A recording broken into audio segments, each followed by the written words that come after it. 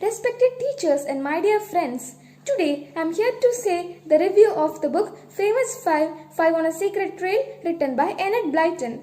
Enid Mary Blyton was born on 11th August 1897 in England. She was a famous children's writer whose books have been among the world's best sellers since the 1930s, selling more than 600 million copies.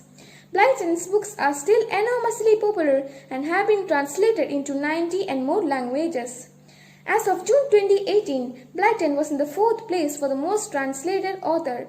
She has written over a wide range of topics including education, natural history, fantasy, mystery and biblical narratives and is best remembered today for her Noddy, Famous Five, Secret Seven and Mallory Towers. Her first book, Child Whispers, a 24-page collection of poems, was published in 1922. I love this book because of some bold, cute and detective-weighted characters, so let us meet them. George. Her real name was Georgina, a girl, but she liked to live as a boy and others to think that she is a boy. Her father was a scientist named Quentin. Her mother was kind and sweet. Her name was Fanny. George had 3 cousins. They were Dick, Julian and Anne. They came to George during their vacations from their boarding schools. Now, you wonder that the main characters are only 4 humans and one was a doggy named Timothy of George's. He was a cute little guy. Each time when they all visit Kirin Bay, they would have an adventure which is mysterious. In this book, Famous Five were trying to catch some robbers and to find a treasure. The timely action of Timmy helped them from dangers. The brave and bold character of George gave others courage to fight against the robbers. As Anne was good in skipping through a hole and climbing, they got into the way of treasure very easily. Dick's bright brain led them to the real robbers. Julian was so courageous and caring that he would enter into any passage or building at first to check whether everything is okay or not. Because of these certain talents and topics, Famous Five had always won their case. This adventure was very mysterious. Their parents were very happy to know that their children had found the mystery out. So friends, this book took me to the imaginary and adventurous world of reading. So let me remind you that the reading is a magic that can cause wonders. Thank you.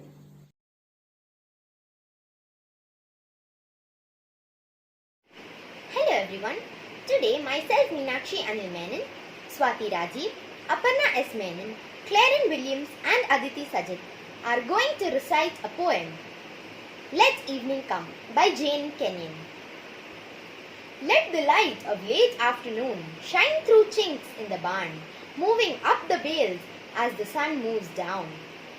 Let the cricket take up chaffing as a woman takes up her needles and her yarn. Let evening come. Let dew collect on the hui abandoned in long grass. Let the stars appear and the moon disclose her silver horn. Let the fox go back to its sandy den. Let the wind die down.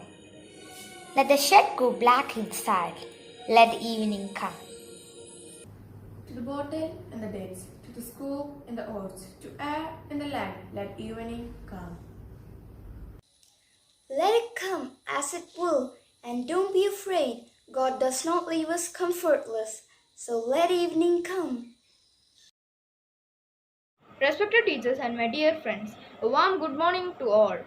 Those who read are those who lead. Again, those who read are those who succeed.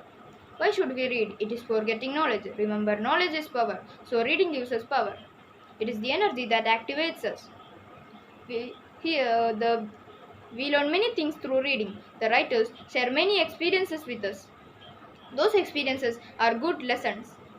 We have many things to learn from them. Here the mind speaks to the mind. The reader's mind becomes one with the writer's mind. So reading is a kind of sharing. We are students. Reading plays an important role in our lives. Our progress depends upon our reading. I would like to ask you one more question. What should we read? There are numerous of books. Can we read them all? It is impossible. We only have short lives. So we must have a selection. As the great thinker Francis Bacon once said, Some books should be tasted, others should be swallowed, and some should be chewed and digested. Read what you want. That is a good advice. What does it mean? Reading is not just for reading, it must have a purpose. Suppose a doctor spends most of his time reading books related to engineering. It is useful? Is it useful? Never. Each one has his own field. He should try to educate themselves on that field.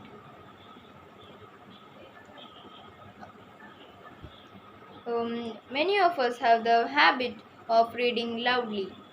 It may be useful at early stages, but silent reading should be practiced. Dear friends, I would like to ask you one more question. How long should we read? It is not so good to read continuously, so take short breaks. Close your eyes and relax. Then think about what you have read. Why? Thinking is more important than reading. It helps you to concentrate on the subject. Don't run behind those sensational news items. Most of them may be entertaining us, but they only have little value. The decision is with us, as Robert Frost, the great American poet, once said. We all have a tendency to take the easy roads, but there is a difference when we take a difficult path. If you read, you will be a different person. Let me stop. Thank you very much. Namaste everyone, respected teachers and my dear friends. Today I am going to say a few words about the famous author Ruskin Bond. Ruskin Bond, the famous author, is an Indian with British descent. He was born in Kasauli, India on May 19, 1934. During his childhood itself, his parents parted their ways and later his father suddenly died. Following this, he lived with his grandmother. Thus, he had a difficult childhood. His experiences in his first 20 years of his life had a great part in making him a great writer. He developed reading habits because of his father.